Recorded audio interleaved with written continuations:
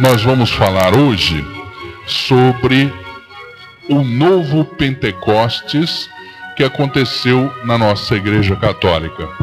O novo Pentecostes. Por que um novo Pentecostes? Porque Jesus, ele está sempre colocando a sua palavra e a sua vontade na nossa vida. E ele quer que nós sigamos a sua vontade, para quê? Para que nós sejamos felizes. Jesus quer a nossa felicidade. Deus quer a nossa felicidade. Se nós lermos na nossa Bíblia em Mateus 13, nós vamos ver lá a parábola do semeador. Em Mateus 13, vamos ver a parábola do semeador. Jesus estava diante de uma grande multidão. Ele estava lá na barca e uma grande multidão foi se encontrar com Jesus, queria ouvir Jesus falar. Como nós também estamos em busca de Jesus. Nós queremos que Jesus fale conosco e Jesus fala conosco através das pessoas. E Jesus, naquele tempo, ele sempre falava em forma de parábolas. São histórias que Jesus contava, não é?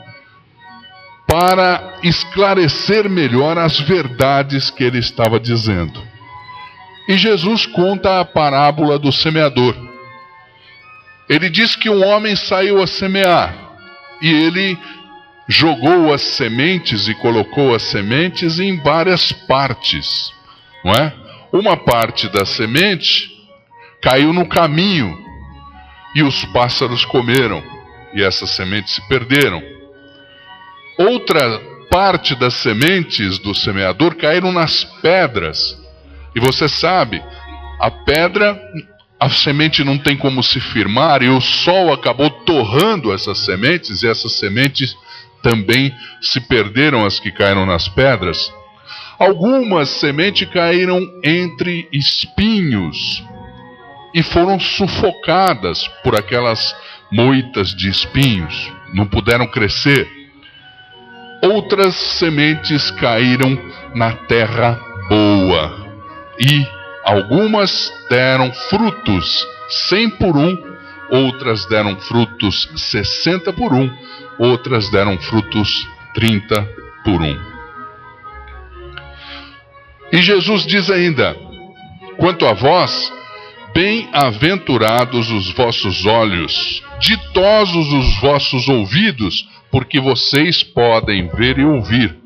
Muitos profetas e justos desejaram ouvir e ver o que vedes, e não ouviram e nem viram. E Jesus está dizendo para nós hoje: ditosos são vocês, porque vocês podem me ouvir, vocês podem ouvir a palavra de Deus. E muitos quiseram ouvir e não ouviram. O que significa a parábola do semeador? As sementes são as palavras de Deus. São as palavras de Jesus. É o que Jesus está querendo dizer para cada um de nós hoje. Essas são as sementes. As palavras de Deus. As palavras de Jesus.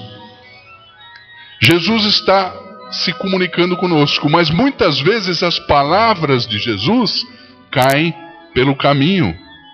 Nós deixamos essas palavras caírem pelo caminho, nós não guardamos as palavras de Jesus, elas entram por um ouvido e saem por outro ouvido, são como aquelas sementes que caíram no caminho e os pássaros comeram, não é? Essas palavras passam por nós, mas não permanecem. As palavras que caem nas pedras são as pessoas que acolhem com alegria a palavra de Deus. Acolhem com alegria, ficam felizes em ouvir a palavra de Deus. Mas na primeira tribulação, no primeiro vento contrário, já não vale mais nada, porque não tem raízes, não consegue fixar raízes, são como sementes na pedra. Aquelas sementes que caíram no espinho são aquelas palavras de Deus que caem no nosso coração e nós estamos muito preocupados com o mundo. Nós estamos muito preocupados com as coisas do mundo, com os nossos problemas pessoais, com os problemas que nos afligem nesse mundo. Nós estamos seduzidos pela riqueza, ou pela falta da riqueza, com vontade de ter riqueza, com vontade de amealhar riquezas. Estamos seduzidos pelas coisas do mundo. E as coisas do mundo, como os espinhos, sufocam a semente, o mundo sufoca a palavra de Deus. As coisas do mundo também sufocam a palavra de Deus. A semente que cai na terra boa. Nós temos que ter um coração aberto para a palavra de Deus, para ouvir, para compreender a palavra, para colocar em prática a palavra de Deus e dar frutos, se possível, 100 por 1. Mas que comecemos com 30 por 1, não tem importância. Mas que a gente chegue a dar frutos 100 por 1. Por que nós estamos falando da parábola do semeador? Porque a renovação carismática vem exatamente para transformar a nossa vida, para colocar essa palavra em terreno fértil, para deixar o nosso coração como um terreno fértil, para que a palavra de Deus possa frutificar na nossa vida e na vida dos nossos irmãos, que ela possa dar frutos 100 por 1. E nós vamos aprender nesse seminário de vida no Espírito a palavra de Deus. Nós vamos rezar na palavra de Deus e vamos rezar para que o Senhor faça a sua obra na nossa vida. Nós vamos pedir para que Deus realize os seus planos de amor na nossa vida e não os nossos planos. Porque normalmente os nossos planos não são os planos de Deus, dificilmente coincidem.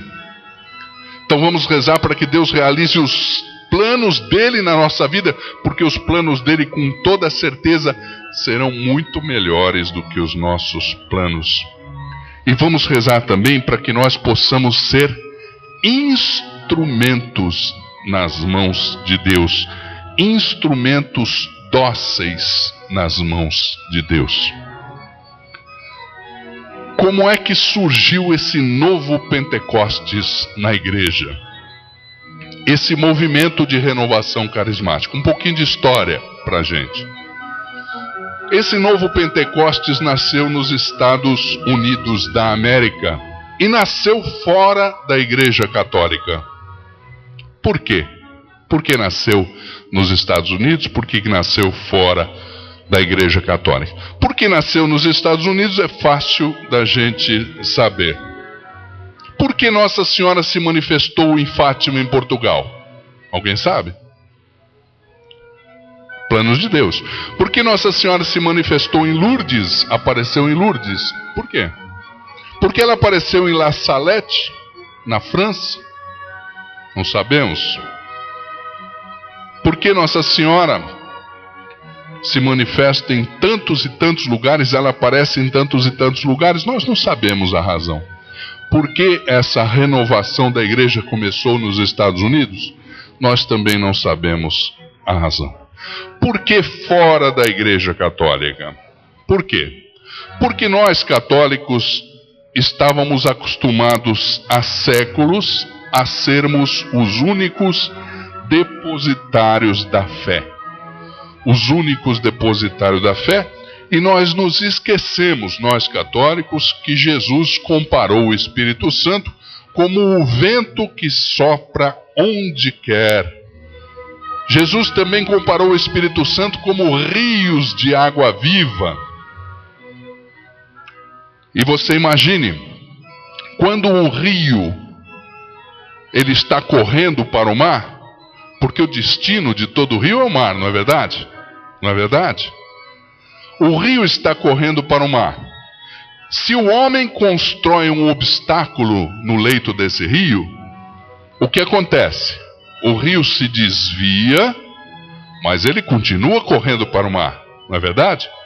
Ele se desvia daquele obstáculo colocado artificialmente, mas ele continua correndo para o mar. Jesus compara o Espírito Santo ao rio de água viva. E se nós na Igreja Católica represamos esse rio e não deixamos ele correr livremente, o que acontece? Ele se desvia, mas continua correndo, né? O Espírito Santo continua. E aí, muitas vezes, nós católicos tivemos e temos ainda o desejo de dizer como João. João disse assim a Jesus: Mestre, nós vimos um que não te segue expulsar demônios em teu nome, e nós proibimos que ele fizesse isso. O que Jesus falou? Jesus falou: não lhe proibais, porque não há ninguém que possa fazer um milagre em meu nome e vá logo falar mal de mim, pois quem não é contra nós é por nós. Você pode ler isso em Marcos capítulo 9, versículo 38 e 41. Em sua boca, na boca de Jesus, há uma ameaça. Por isso eu vos digo que vos será tirado o reino de Deus e será dado a gente que produza os seus frutos. Por isso nós falamos no início na parábola do semeador. Porque Jesus diz claramente que nós devemos produzir frutos. E se nós não produzirmos frutos, ele fala claramente em Mateus capítulo 21, versículo 43. Por isso vos digo que vos será tirado o reino de Deus e será dado a gente que produza os seus frutos. Jesus confiou a evangelização dos pagãos a quem? Ao sacerdote da época? Foram? Não. Jesus confiou a evangelização dos pagãos a um fariseu, a um perseguidor dos cristãos.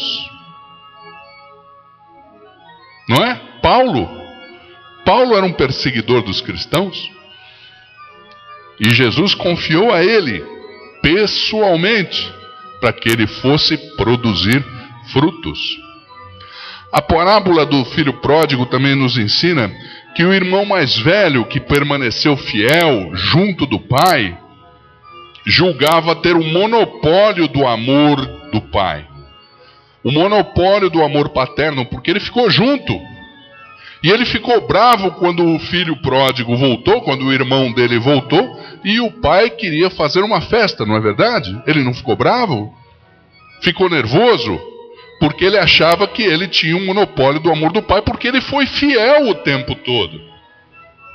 Mas o pai quis que a porta ficasse sempre aberta, porque o outro estava fora de casa, mas não estava fora do seu coração.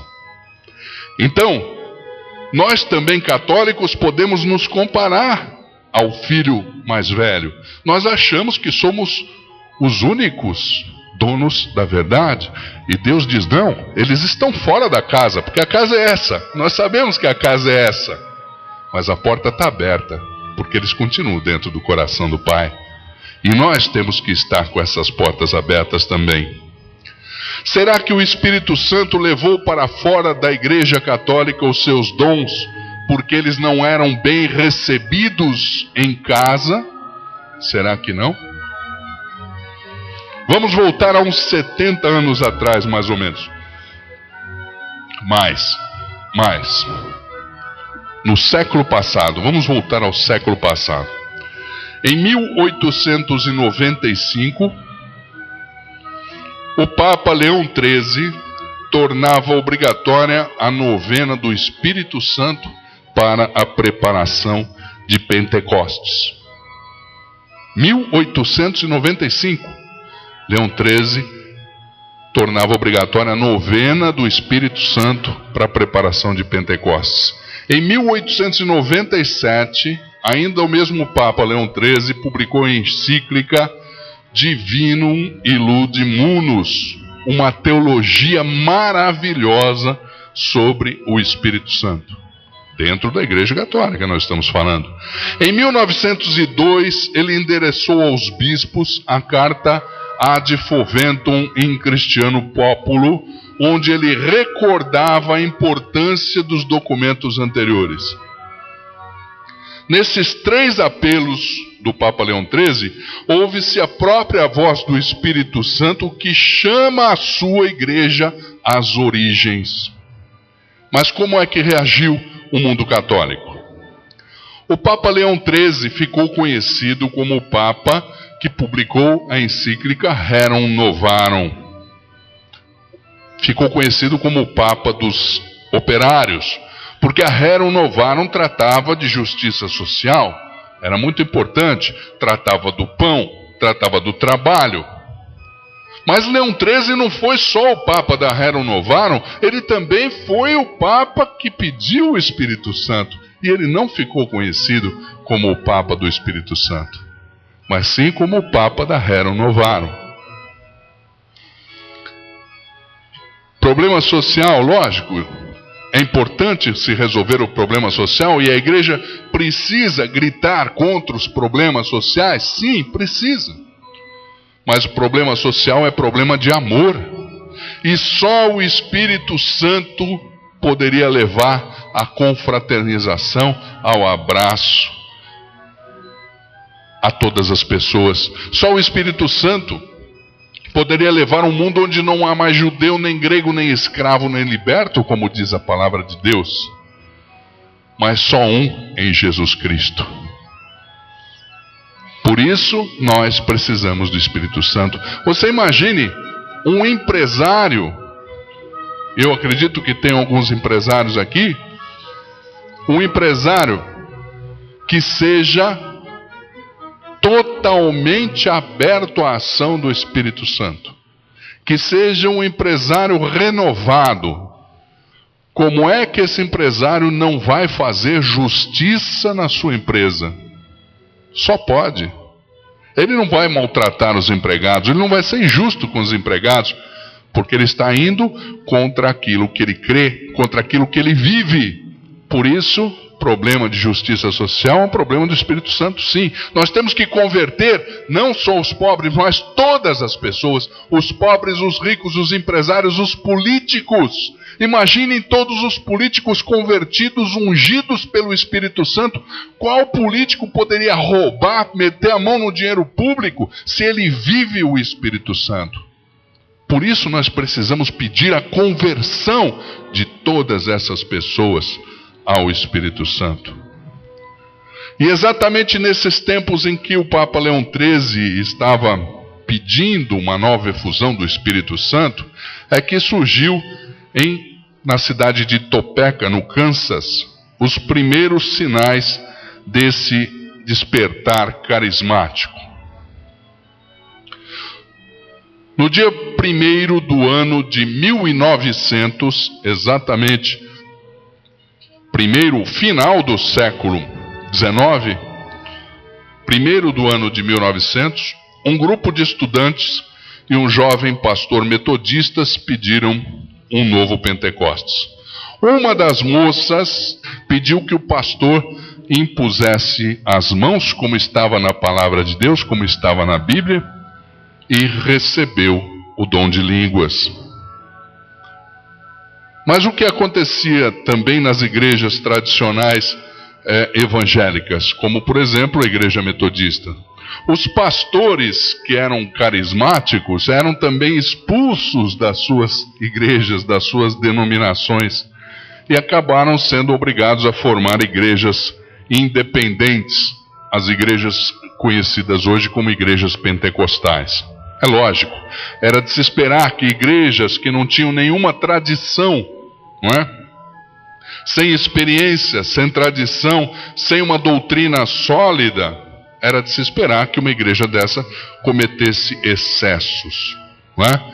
Mas ela tem o mérito de nos trazer essa semente do Espírito Santo, apesar desses excessos. E na Igreja Católica? Na Igreja Católica, com o Concílio Vaticano II, iniciou-se a efusão do Espírito. Mas algumas das reformas do concílio foram mal compreendidas. E ao invés de uma igreja mais santa, queria-se uma igreja mais conforme o espírito do mundo. Em 1967, o Papa Paulo VI foi como peregrino a Fátima pedir a paz no mundo e no interior da igreja. Coincidentemente, entre aspas, esse coincidentemente, foi naquele ano, em 1967, para não dizer naqueles mesmos dias que o Papa estava em Fátima, que se manifestaram os primeiros sinais do despertar carismático na Igreja Católica. Um grupo de estudantes, de religiosas, de sacerdotes, de professores, lá nos Estados Unidos, desiludidos com o apostolado em uma universidade, e depois de alguns meses de oração, pediram a alguns pentecostais que orassem sobre eles. Os efeitos são imediatos e prodigiosos.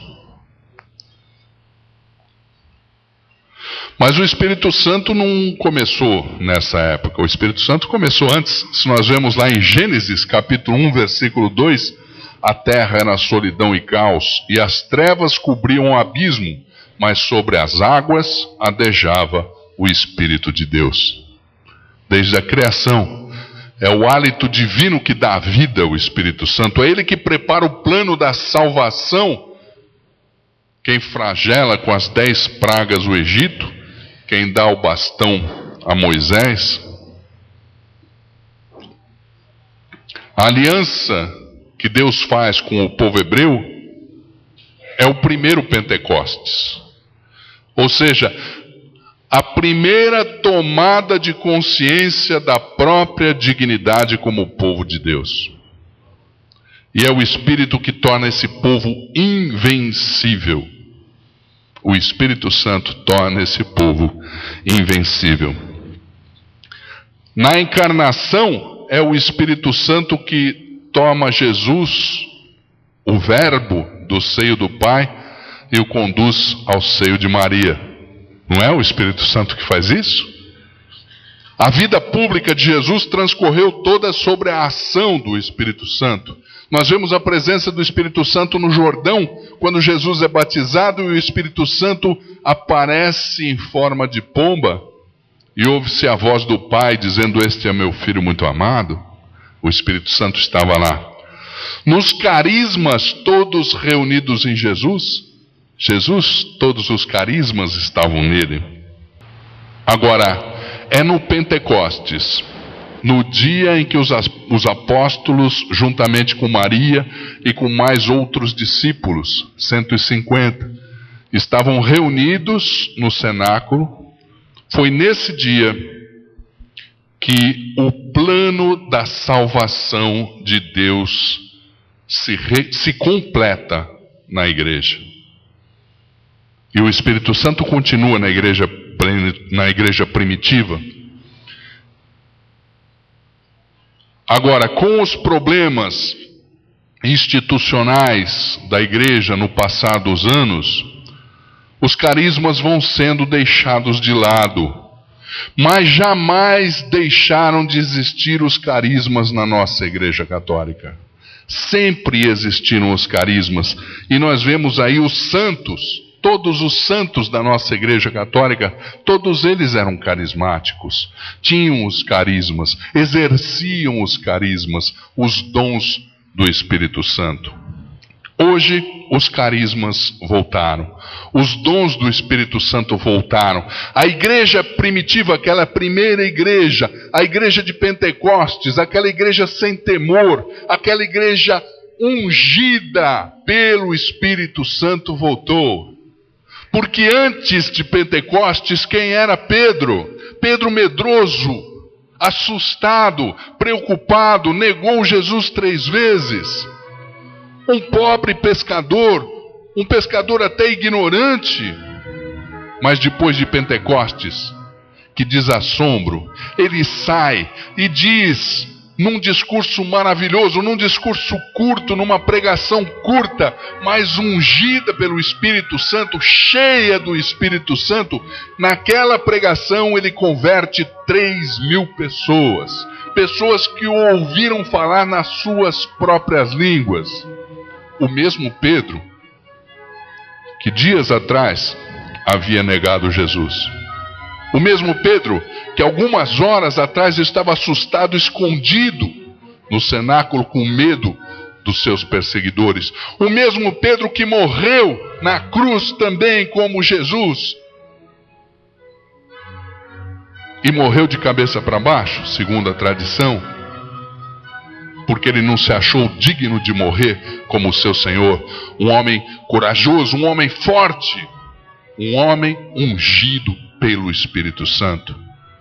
É essa igreja que retorna, é essa igreja que precisa estar presente no mundo de hoje. Uma igreja sem medo, uma igreja com os dons do Espírito Santo. Mas existem algumas objeções e preconceitos que vocês vão ouvir a respeito da renovação carismática católica.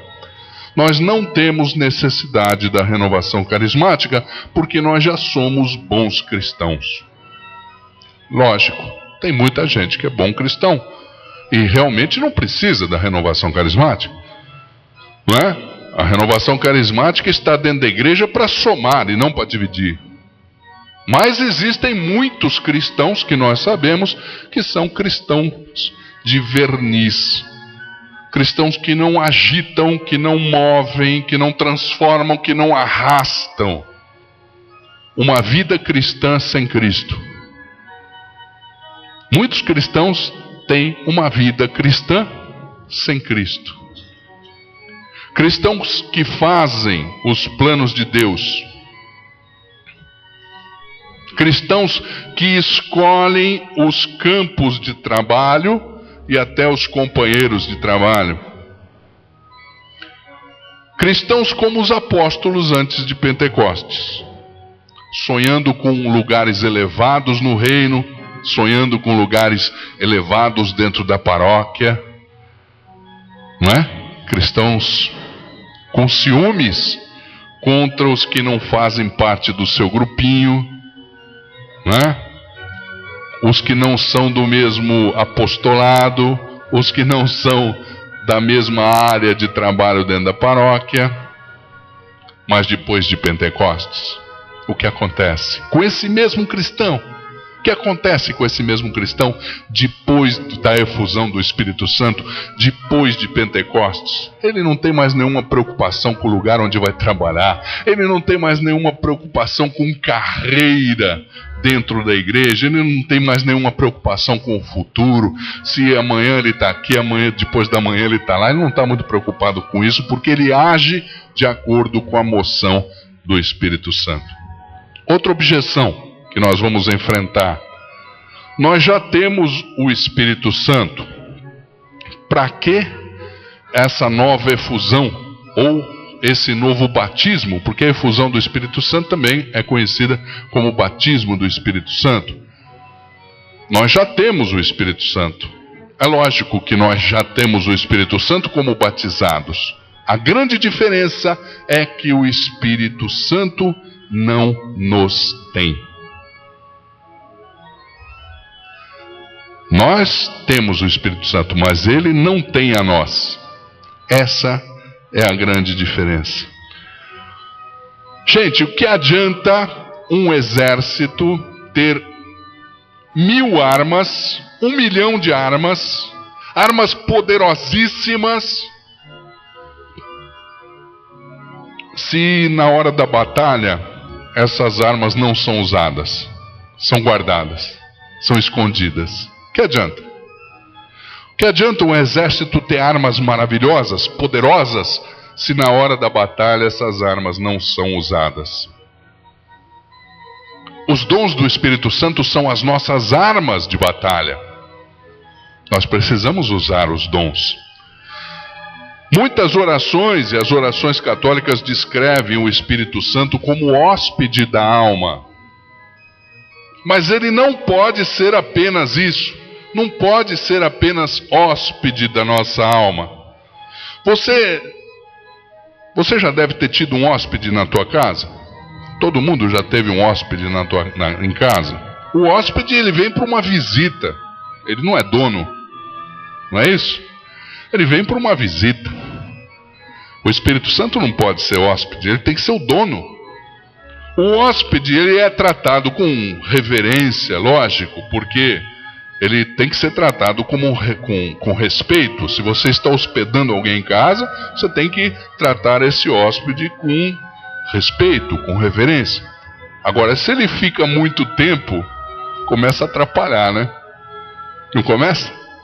Se você recebe um hóspede na sua casa, um dia, tudo bem. 2 dias, tudo bem. O terceiro, mais ou menos. Quando chega no 4º, 5º dia, você já está querendo dar um pé nele, não está não? Hã? Atrapalha, começa a atrapalhar toda a rotina da casa, não é verdade?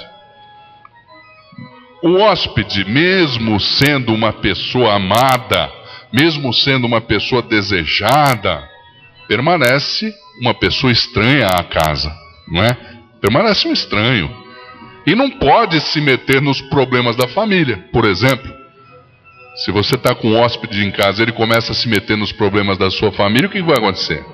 No mínimo, você vai mandar ele para fora de casa. Não é isso? O Espírito Santo em nós é muito mais do que um hóspede. É muito mais.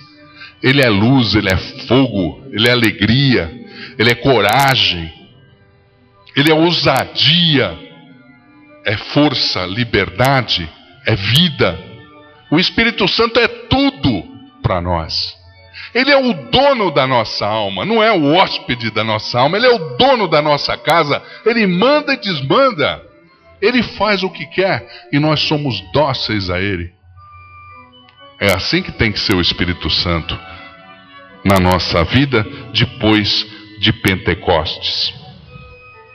Não é verdade? A renovação carismática, outra objeção. A renovação carismática pode levar à divisão, isto é, dividir uma comunidade entre carismáticos e não carismáticos. Em primeiro lugar, a renovação carismática não é uma associação, não é uma organização com pessoas inscritas, é uma experiência que é destinada a todos os cristãos, sem distinção de idade, sem distinção de sexo, sem distinção de condição social. É aberta a todos. Assim, se hoje uma comunidade pode ser considerada dividida entre carismáticos ou não carismáticos, a tendência é que em breve tempo só haja carismáticos em todas as comunidades. Essa é a tendência se nós formos fermento na massa, não é? Então, em todas as comunidades, hoje isso já está um pouco acontecendo. Hoje você vê nas pastorais de quase todas as paróquias, de quase todas as igrejas, em todas as pastorais a maioria das pessoas são carismáticos, são da renovação carismática católica, e muitas vezes estão lá como fermento na massa mesmo, enrustidas, porque não pode orar em línguas, porque não pode fazer isso, não pode fazer aquilo, não pode fazer aquilo outro, mas está lá trabalhando, está lá sendo o fermento na massa. Não importa, não importa. Daqui a pouquinho todos seremos carismáticos, se Deus quiser, porque essa é a vontade de Deus, a vontade do Espírito Santo, que nós cristãos sejamos carismáticos. O cristão tem que ser carismático. É um soldado usando as armas da batalha. Soldado sem arma não é soldado. Cristão sem carisma, é difícil trabalhar sem carisma, não é? Muito bem. É muito importante que existam as estruturas dentro da igreja, e é necessário que essas estruturas existam em todas as comunidades, em todas as paróquias. É necessário que existam essas estruturas, mas as estruturas devem estar a serviço dos carismas. E são vários os carismas, não são só aqueles citados lá na carta de São Paulo aos Coríntios, não. São muitos os carismas, não é? São vários, são diversos, muitos e muitos e muitos.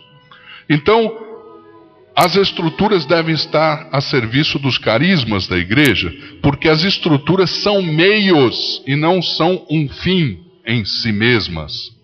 A estrutura não existe pela estrutura, ela existe para sustentar os carismas de cada cristão. A hierarquia tem o direito e o dever de julgar a autenticidade dos carismas. É lógico. A hierarquia da igreja, os padres, os bispos, têm não só o direito, mas até o dever de julgar as autenticidades dos carismas, mas não pode ignorá-los ou mortificá-los. Os carismáticos, por outro lado, não têm que ter nenhuma dificuldade em reconhecer a autoridade do sacerdote, a autoridade do bispo, porque nós sabemos que essa autoridade também provém do Espírito Santo. Então não temos nenhuma dificuldade em reconhecer. Outra objeção que talvez a gente ouça é presunção desejar os carismas. É presunçoso aquele que deseja os carismas. Não é presunção. Os carismas não são, apesar de se chamar dons, não são simplesmente presentes maravilhosos que nós recebemos para o nosso engrandecimento. Não. Os carismas são ferramentas de trabalho. Ferramentas de trabalho.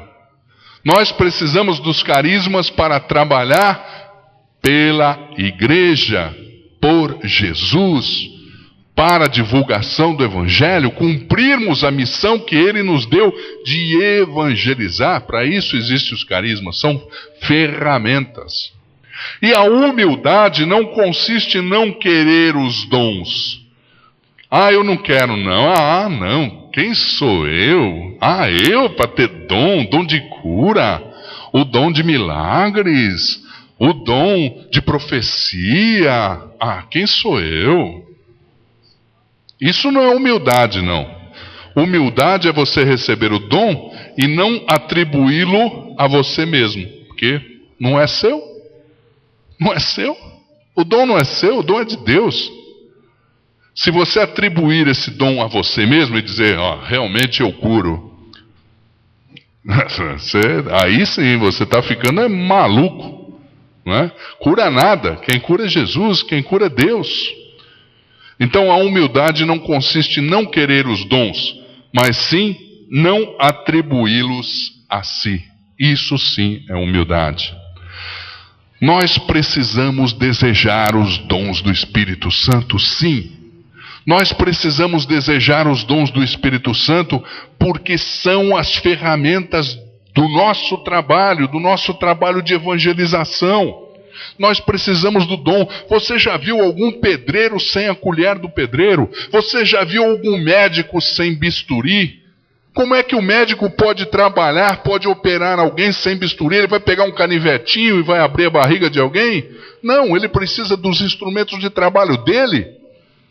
Nós também precisamos dos instrumentos de trabalho, que são os dons do Espírito Santo, são os carismas do Espírito Santo, aqueles mesmos dons recebidos em Pentecostes por aqueles discípulos e por Maria.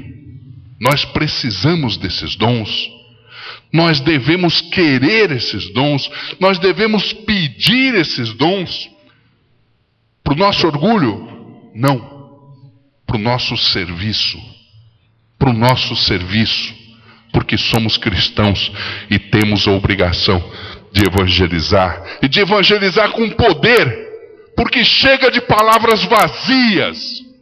Chega de palavras vazias que caem no chão porque são sementes que nem sementes são. São falsas sementes. Pior do que um terreno árido, é uma semente morta. Chega de palavras vazias. Nós precisamos pregar com a unção do Espírito Santo. Nós precisamos falar com a unção do Espírito Santo. Nós precisamos rezar com a unção do Espírito Santo, para que as pessoas se convertam, mudem de vida, sejam felizes. E principalmente, que queiram ganhar a eternidade, que queiram um dia estar diante do Pai, junto com os irmãos. Chega de pregações vazias. Nós precisamos dos dons do Espírito Santo, sim. Como é que nós podemos concluir essa nossa conversa? Com o exemplo de São Francisco de Paula. São Francisco de Paula foi um dos santos mais carismáticos da história da Igreja Católica. São Francisco de Paula, um dia recebendo a visita de um superior, que foi fazer uma pesquisa sobre ele. Na realidade, essa pesquisa foi dar uma olhada lá, né, as coisas que estavam acontecendo.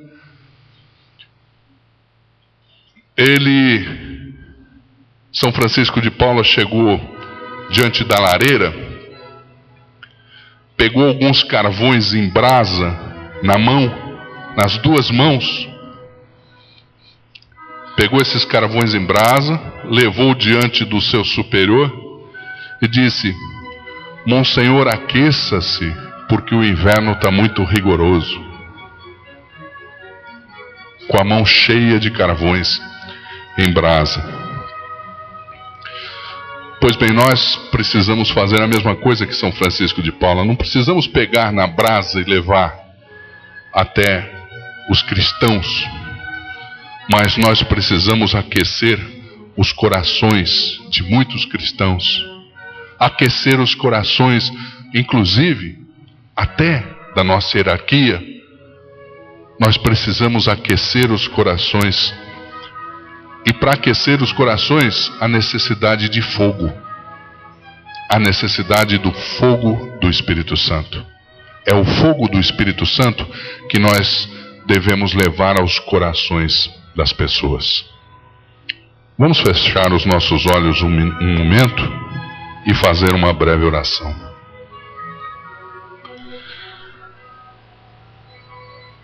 Sim, Senhor Jesus, nós estamos iniciando esse seminário de vida no Espírito Santo.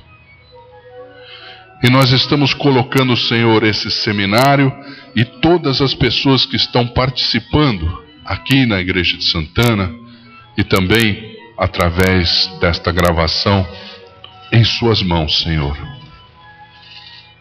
Porque nós confiamos, Senhor. Porque foi você mesmo, Senhor Jesus, que prometeu o Espírito Santo a todos aqueles que o pedissem. E nós estamos pedindo, Senhor. Nós estamos pedindo o Espírito Santo para nossas vidas. Nós estamos pedindo o Espírito Santo, Senhor, porque nós queremos cumprir aquilo que você nos mandou: evangelizar. Nós queremos, Senhor, um novo Pentecostes. Nós queremos, Senhor, receber esse Espírito Santo da mesma forma que os seus discípulos e Maria receberam. E nós te pedimos, Senhor, derrama sobre cada um de nós o seu Espírito Santo com todos os seus dons. Nós te pedimos, Senhor, pela nossa Igreja Católica Apostólica Romana, que é santa e pecadora. Que o Senhor derrame sobre toda a Igreja, Senhor, esse novo Pentecostes. Que cada dia, Senhor, mais e mais cristãos sejam ungidos com o poder do alto, com o poder do Teu Espírito Santo, para usar esse poder, Senhor, para a evangelização, para trazer outras pessoas a Você, Senhor Jesus. Sim, Senhor. agora eu quero pedir para mim. Cada um no seu coração diga amém. Eu quero pedir, Senhor, que você envie sobre mim o seu Espírito Santo. Eu quero, Senhor Jesus, agir, pensar, rezar, trabalhar, enfim, existir, me movendo pela ação do seu Espírito Santo. Eu me entrego agora em suas mãos, Senhor Jesus, e me coloco à sua disposição, a seu serviço. Eu quero te servir, Senhor. Usa-me, Senhor Jesus, como instrumento poderoso em suas mãos. Não para meu mérito, não para o meu orgulho, mas sim, Senhor, para a sua honra e para a sua glória. Amém. Glórias a Jesus.